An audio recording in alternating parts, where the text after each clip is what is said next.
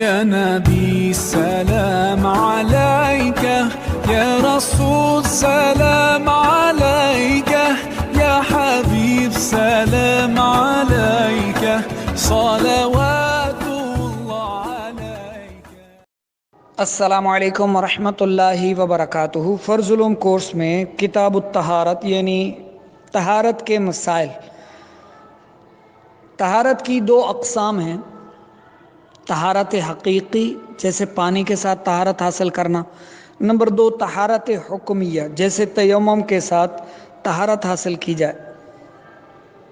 طہارت کے شرعی معنی جو طہارت کا معنی ہے پاکیزگی، جبکہ اس کا متضاد ناپاکی، گندگی، غلاظت، نجاست وغیرہ ہے، اور طہارت کا جو شرعی مفہوم ہے مطلب ہے کہ اعضاء مخصوصہ یعنی اعضاء وضو کو دھونا طہارت کہلاتا ہے۔ طہارت کی دو اقسام آپ نے یاد کرنی ہیں، ایک طہارت حقیقی، اس کو طہارت حقیقیہ کہیں گے، اور دوسری ہے طہارت حکمیہ۔ اور جو پانی کے ساتھ حاصل کی جائے اس کی بھی دو اقسام ہیں۔ طہارت بالماء کی دو اقسام ہیں، نمبر ایک طہارت خفیفہ جیسے وضو، اور دوسری ہے طہارت غلیظہ جیسے غسل کرنا۔ تو وضو سے متعلق آج ہم سنیں گے۔ اللہ تبارک و تعالی سورۃ المائدہ کی آیت نمبر 6 میں ارشاد فرماتا ہے، اعوذ باللہ من الشیطان الرجیم، بسم اللہ الرحمن الرحیم، یا ایہا الذین آمنوا اذا قمتم الی الصلاة فاغسلوا وجوہکم وایدیکم الی المرافق وامسحوا برؤوسکم وارجلکم الی الکعبین۔ اے ایمان والو، جب نماز کو کھڑے ہونا چاہو تو اپنا منہ دھو اور کوہنیوں تک ہاتھ اور سروں کا مسح کرو اور گٹوں تک پاؤں دھو لو۔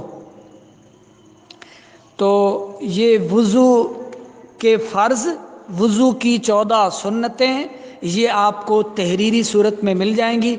آپ نے آج وضو کے 4 فرض اور وضو کی 14 سنتیں یہ یاد کرنی ہیں، اس کو اچھی طرح ذہن نشین کرنا ہے۔ وضو سے متعلق جو روایات ہیں، حضرت عبداللہ بن انیس، حضرت علی، حضرت مقدام، حضرت براء بن عازب، حضرت جبیر، حضرت ابی بکرہ، حضرت وائل، حضرت عبداللہ، حضرت قیس، حضرت ابو رافع، حضرت ابن عباس، حضرت جابر بن عبداللہ، حضرت عثمان ابن عفان رضی اللہ عنہم اجمعین، اور حضرت ربیع، حضرت عبداللہ بن عمر، حضرت معاویہ، حضرت ابی ہریرہ، حضرت عبداللہ بن زید، اور حضرت عمرو بن شعیب، حضرت عبداللہ، حضرت عمرو بن عبسہ، حضرت ابی امامہ، حضرت کعب بن مرہ، حضرت انس اور حضرت عقبہ بن عامر رضی اللہ تعالی عنہم سے تواتر کے ساتھ مروی ہیں۔ اور ان صحابہ کرام علیہم رضوان نے جو وضو کا سنت طریقہ بتایا ہے اس کے مطابق ہمیں بھی وضو کرنا ہے، اور اسی کے مطابق وضو کرنا سیکھنا ہے۔ انشاءاللہ عز و جل جب ہم وضو کے فرض یاد کر لیں گے، وضو کی سنتیں اس کے مطابق وضو کریں گے، تو انشاءاللہ عز و جل ہمیں بہت فائدہ ہوگا۔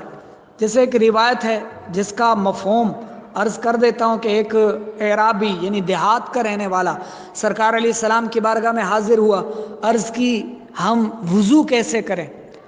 تو پیارے آقا علیہ السلام نے پانی لیا اور نیت فرمائی کہ نیت کرنا بھی سنت ہے کہ اللہ تعالیٰ کے حکم کی بجا آوری کے لیے، اللہ تعالیٰ کی اطاعت کرتے ہوئے پاکی حاصل کرتا ہوں، اللہ کی عبادت کے لیے پاکی حاصل کرتا ہوں، اور بسم اللہ الرحمن الرحیم پڑھ کر اپنے ہاتھوں کو 3 مرتبہ دھویا، اور پھر مسواک کی۔ مسواک کرنے کے بعد سیدھے ہاتھ سے منہ میں پانی ڈالا اور کلی فرمائی، وہ بھی 3 بار، پھر سیدھے ہاتھ سے ناک میں پانی چڑھایا اور الٹے ہاتھ کی چنگلیاں سے ناک کو صاف کیا، اور پھر 3 بار چہرہ دھویا، اور 3 بار سیدھے بازو کو کوہنی سمیت دھو لیا۔ کوہنی سمیت جب یہ ایک مسئلہ ذہن نشین رکھیں، اکثر عورتوں کے مسائل میں یہ بات نوٹ کی گئی ہے، اور یعنی علماء کرام نے یوں کہیں کہ پوائنٹ آؤٹ کی ہے اس کو، یعنی علماء کرام نے تھوڑا اس پر زور دیا ہے کہ بعض خواتین کے آستین، جو بازو کا یہ آستین ہے، یہ تنگ ہونے کی وجہ سے کوہنی سے اوپر نہیں جاتا. کوہنی کپڑے کے اندر ہی ڈھکی رہتی ہے، تھوڑا سا کپڑا اوپر کھینچ لیتی ہیں اور آدھی یعنی بازو وہ دھو لیا، کوہنی خشک رہ جاتی ہے، تو یوں وضو نہیں ہوگا. تو بازو کی آستین کوہنی سمیت اوپر کر لینی چاہیے پہلے سے، اور پھر کوہنی سمیت بازو دھو لینا چاہیے کہ یہ فرض ہے، ورنہ وضو نہیں ہوگا. اور اس حالت میں نماز پڑھ لی تو وہ بھی، یا اب تک پڑھتے رہے تو وہ ساری نمازیں بھی واپس لوٹانی ہوں گی، قضا کرنی ہوگی، پڑھنی ہوگی. تو پھر الٹے بازو کو 3 بار دھویا، پھر سر کا ایک ہی بار میں مسح کیا، یوں دونوں ہاتھ ملائے سر پر پیچھے کی طرف لے گئے، اور پھر واپس لے آئے ہتھیلی سر کی، ہاتھوں کی ہتھیلی سر پر لگاتے ہوئے واپس ہاتھوں کو لے آئے، اور کانوں کے اندر جو ہے وہ مسح کیا، اور کانوں کے پیچھے انگوٹھے کے پیڑ سے مسح کیا، اور پھر پیچھے گردن پر ہاتھ پھیرا، اور پھر سیدھا اپنا دونوں ہاتھوں کی انگلیوں کا خلال کیا. دونوں انگلیوں کا خلال کرنا یہ بھی سنت ہے. سرکار علیہ الصلاۃ والسلام کا فرمان ہے، وَتَخْلِيلُ الْأَصَابِعَ لِقَوْلِهِ علیہ الصلاۃ والسلام خَلِّلُوا أَصَابِعَكُمْ كَيْ لَا تَتَخَلَّلَهَا نَارُ جَهَنَّمَ وَلِأَنَّهُ إِكْمَالُ الْفَرْضِ فِي مَحَلِّهِ. اور انگلیوں کا خلال کرنا سنت سے ثابت ہے کہ نبی کریم صلی اللہ علیہ وآلہ وسلم نے فرمایا کہ تم اپنی انگلیوں کا خلال کرو تاکہ ان کے درمیان جہنم کی آگ نہ داخل ہو. لہذا انگلیوں کا خلال کیا، پھر سیدھے پاؤں کو ٹخنوں سمیت دھویا، پھر الٹے پاؤں کو، اور پھر پاؤں کی 10 انگلیوں کے اندر چھوٹی چھنگلیاں کو ڈال کر انگلیوں کا خلال فرمایا. تو یہ ہے سنت طریقہ. تو بسم اللہ الرحمن الرحیم پڑھ کر وضو کیجئے، بسم اللہ والحمدللہ بھی کہہ لیں، اور وضو کے آخر میں یہ دعا پڑھ لیں، اللہم اجعلنی من التوابین واجعلنی من المتطہرین واجعلنی من عبادک الصالحین. اے اللہ مجھے بنا دے توبہ کرنے والوں میں سے، اور مجھے بنا دے تیرے عبادت گزار بندوں میں سے جو نیک ہیں، تجھے محبوب ہیں، اور مجھے پاک لوگوں میں شامل فرما. تو اللہ تعالیٰ سے پاکیزہ زندگی کی جو ہے وہ آرزو کرتے رہنا چاہیے کہ یا اللہ ہمیں پاکیزہ زندگی جلا.